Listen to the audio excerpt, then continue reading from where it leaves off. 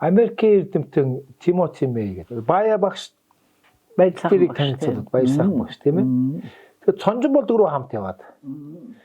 Тэгээ манайд ч болохоор зэрэг Монгол хувцс ялангуяа энэ Оросын дээр үеийн дундад зууны үеийн хаад ноёдууд бол тэр чигээр Монгол хувцсны элементийг авцсан.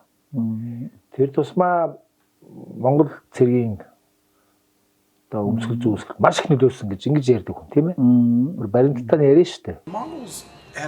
Монголын эзэнт гүрний нутгаар аялж явсан хүмүүс богтог малгайн хийц уран нарийн зөвхөн хатан хүн өмсдөг, ариундээ бүчилж тогтоодог болохоор өдөр тутамдаа жирийн иргэн өмсөх тохиромжгүй торго хам хилэн материалаар хийсэн эд. Гэхдээ Европ зүгийн жинэлэг эмэгтэйчүүд богтог малгайны загварыг дуурайлан хийсэн малгай өмсөх болсон нь олон түмэнд өөрийнхөө зэрэг зэн дагаа илтгэх, хөрөнгө чинээг гайхуулах боломж олгож байжээ. Францын язгууртнууд өөрсдийнхөө зэрэг дэрийг илэрхийлэхэд тулд тийм конуулсан малгайг өмсөж байсан тухай ярьж ирсэн би санаж байна. Тимоти Мэй гэдэг чинь бас Монгол түүх ялангуяа 13 дугаар зууны үеийн төвийг маш нарийн судалдаг ийм эрдэмтэн байна.